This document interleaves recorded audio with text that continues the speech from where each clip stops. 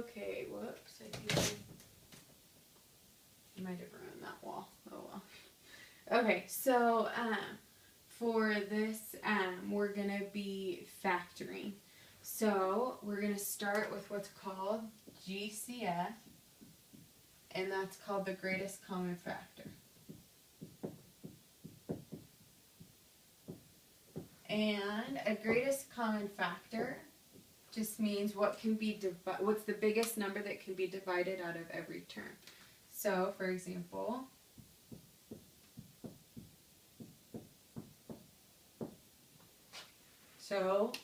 each of my terms are 2x squared plus 8x minus 32. So what number can come out of all of those? So 2 is the biggest one, so we write it like this. So we say, okay, 2 can be taken out. And we write in parentheses, and then we divide each term by that. So that's going to be x squared. 8 divided by 2 is positive 4x.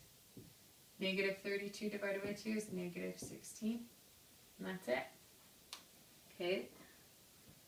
So let's try another one. Okay, so it's not always just going to be a number. So we're going to try one where it's not just a number. Let's do...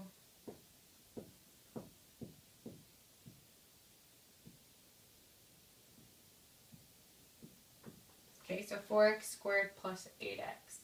So each of these can be divided by 4.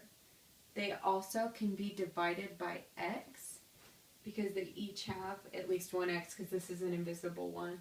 So I can divide each of these by 4x. So 4 divided by 4, that's just 1. Now x squared divided by x, that's an invisible 1. So 2 minus 1 is 1. So x to the 1 goes on top. And I don't need to write 1. Okay, and then I'm taking out 4x, so that needs to go out in the front. Okay, and then 8 divided by 4 is 2. And then x divided by x is just gone. X divided by x is gone. And that's it.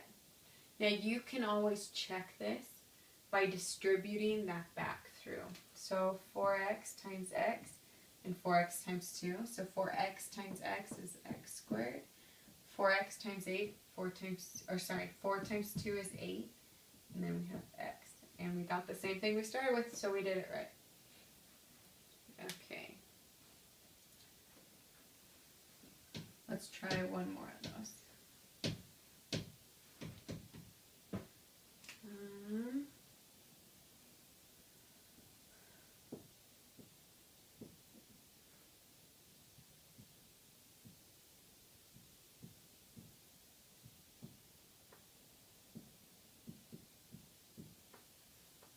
Okay, so first let's see if there's a number that can come out of all of those.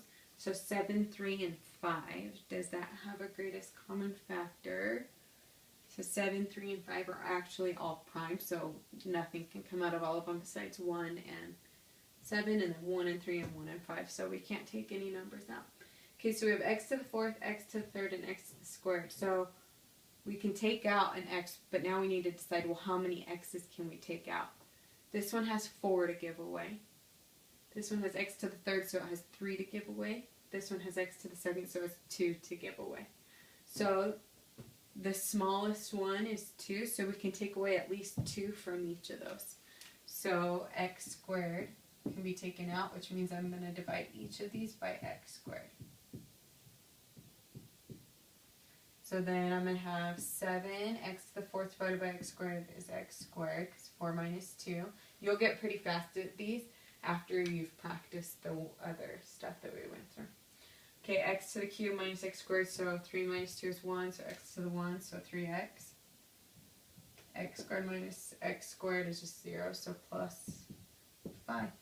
And then we can check it if we wanted to. So x squared times x squared is x to the 4th, so 7x to the 4th, yep. Okay, x squared times 3x, so 2 plus the invisible 1 is 3, so it's going to be 3x to the 3rd, yep. And then x squared times 5 is 5x squared, yep, so we did it right. And that's